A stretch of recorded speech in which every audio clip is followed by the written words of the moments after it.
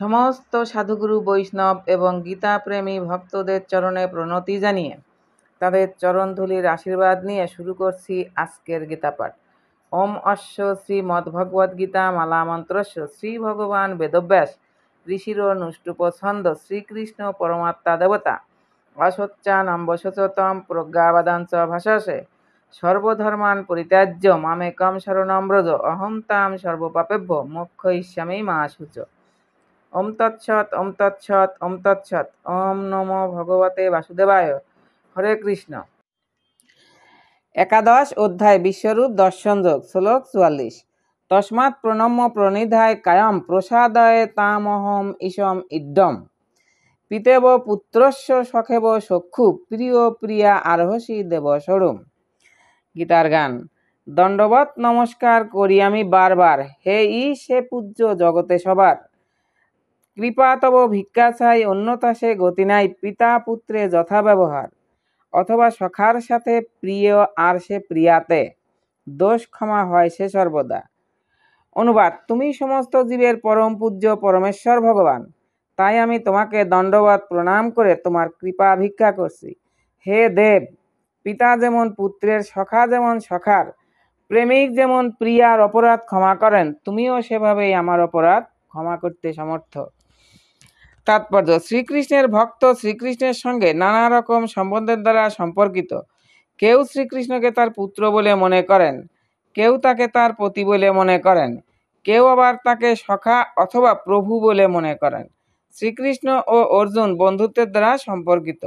পিতা যেমন সহ্য করেন এবং পতি অথবা প্রভু যেমন সহ্য করেন, তেমনি শ্রীকৃষ্ণও সহ্য করেন। শ্লোক ৪৫। অদৃষ্ট পূর্বম ঋষিত অস্মি দৃষ্টা ভয়েন চ প্রবেতিথম মনো মে তদেব মে দর্শয় দেবরূপম প্রসিদ দেবেশ জগন্নিবাস। গীতার গান। হে দেবেশ জগন্নাথ, সে সমৃদ্ধ মোর সাথ, তুষ্ট হও তথা হে ভূরিদা। অনুবাদ। তোমার এই বিশ্বরূপ যা পূর্বে কখনো দেখিনি, তা দর্শন করে আমি আনন্দিত হয়েছি, কিন্তু সেই সঙ্গে আমার মন ভয়ে ব্যথিত হয়েছে। তাই হে দেবেশ, হে জগন্নিবাস, আমার প্রতি প্রসন্ন হও এবং পুনরায় তোমার সেই রূপই আমাকে দেখাও। তাৎপর্য। অর্জুন শ্রীকৃষ্ণের নিত্য বিশ্বস্ত, কারণ তিনি তার অন্তরঙ্গ প্রিয় সখা। প্রিয় সখা যেমন তার সখার বৈভব দর্শনে অত্যন্ত আনন্দিত হয়, অর্জুনও তেমন আনন্দিত হন যখন তিনি দেখলেন তার প্রিয় সখা শ্রীকৃষ্ণ হচ্ছেন পরম পুরুষোত্তম ভগবান, যিনি তার অমন বিস্ময়কর বিশ্বরূপ প্রদর্শন করতে পারেন। কিন্তু তখন আবার সেই বিশ্বরূপ দর্শন করে তার মনে ভয় হয়, কারণ শ্রীকৃষ্ণের প্রতি তার বিশুদ্ধ বন্ধুত্বের ফলে না জানি কত অপরাধ তিনি করেছেন। এভাবেই ভীত হয়ে তার মন চঞ্চল হয়ে ওঠে, যদিও ভয় পাবার তার কোনো কারণ ছিল না। অর্জুন তাই শ্রীকৃষ্ণকে অনুরোধ করছেন তার চতুর্ভুজ নারায়ণ রূপ দেখাবার জন্য, কারণ তিনি তার ইচ্ছা অনুসারে যে কোনো রূপ ধারণ করতে পারেন। শ্রীকৃষ্ণের এই বিশ্বরূপ এই জগতের মতো জড় ও অনিত্য, কিন্তু বৈকুণ্ঠ লোকে তার যে দিব্য রূপ, তা হচ্ছে চতুর্ভুজ নারায়ণ রূপ। চিদাকাশে অসংখ্য গ্রহ রয়েছে এবং সেই প্রতিটি গ্রহে শ্রীকৃষ্ণ তার অংশ প্রকাশ রূপে ভিন্ন ভিন্ন নামে বিরাজ করেন। তাই অর্জুন বৈকুণ্ঠে যে সমস্ত রূপ প্রকাশিত, তার একটি রূপ দেখতে চাইলেন। যদিও প্রত্যেকটি বৈকুণ্ঠ লোকে ভগবানের নারায়ণ রূপ চতুর্ভুজ, তবে তার সেই চার হাতে বিভিন্নভাবে তিনি শঙ্খ, চক্র, গদা ও পদ্ম প্রতীক চিহ্নগুলি ধারণ করেন। এই চারটি প্রতীক কোন হাতে কিভাবে তিনি ধারণ করে আছেন, সেই অনুসারে নারায়ণ ভিন্ন ভিন্ন নামে অভিহিত হন। এই সমস্ত রূপগুলি শ্রীকৃষ্ণ থেকে অভিন্ন। তাই অর্জুন তার সেই চতুর্ভুজ রূপ দর্শন করার আকাঙ্ক্ষা করছেন। শ্লোক ৪৬। কৃটিনম গদিনম চক্রহস্তম ইচ্ছামি তাম দ্রষ্টুমহম তথৈব তেনৈব রূপেণ চতুর্ভুজেন সহস্রবাহ ভব বিশ্বমূর্তে। গীতার গান। চতুর্ভুজ যে স্বরূপ দেখিবারে যে ইচ্ছুক, শঙ্খ চক্র গদা পদ্মধারী, যে বিষ্ণু স্বরূপ হতে বিশ্বরূপ এ বিশ্বেতে, হও সে সহস্রবাহুধারী। অনুবাদ। হে বিশ্বমূর্তি, হে সহস্রবাহ, আমি তোমাকে পূর্ববৎ সেই কৃট, গদা ও চক্রধারী রূপে দেখতে ইচ্ছা করি। এখন তুমি তোমার সেই চতুর্ভুজ রূপ ধারণ করো। তাৎপর্য: ব্রহ্ম সংহিতাতে বলা হয়েছে যে রামাদি মূর্তিষু কলা নিয়মেন তিষ্ঠন। ভগবান শত সহস্র রূপে নিত্যকাল বিরাজমান এবং তার মধ্যে রাম, নৃসিংহ, নারায়ণ আদি রূপগুলি হচ্ছে প্রধান। ভগবানের অসংখ্য রূপ আছে, কিন্তু অর্জুন জানতেন যে শ্রীকৃষ্ণই হচ্ছেন আদি পরমেশ্বর ভগবান, যিনি ক্ষণিকের জন্য তার বিশ্বরূপ ধারণ করেছেন। এখন তিনি তার চিন্ময় নারায়ণ রূপ দেখতে চাইছেন। এই শ্লোকটিতে নিঃসন্দেহে শ্রীমদ্ ভাগবতের বর্ণনা প্রতিষ্ঠিত করছে যে শ্রীকৃষ্ণই হচ্ছেন স্বয়ং ভগবান এবং সমস্ত অংশ কলা অবতারেরা তার থেকে উদ্ভূত হয়েছে। ভগবান তার অংশ প্রকাশ থেকে অভিন্ন এবং সমস্ত অগণিত রূপেই তিনি ভগবান। এই সমস্ত রূপেই তিনি নবযৌবন সম্পন্ন। সেটি হচ্ছে পরম পুরুষোত্তম ভগবানের নিত্য রূপ।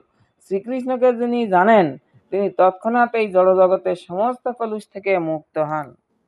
শ্লোক ৪৭। শ্রী ভগবান উবাচ ময়া প্রসন্নেন তবার্জুনেদম রূপম পরম দর্শিতমাত্মজগাৎ তেজোময়ম বিশ্বম অনন্তম আদ্যম জন্মে তদন্যেন ন দৃষ্ট পূর্বম।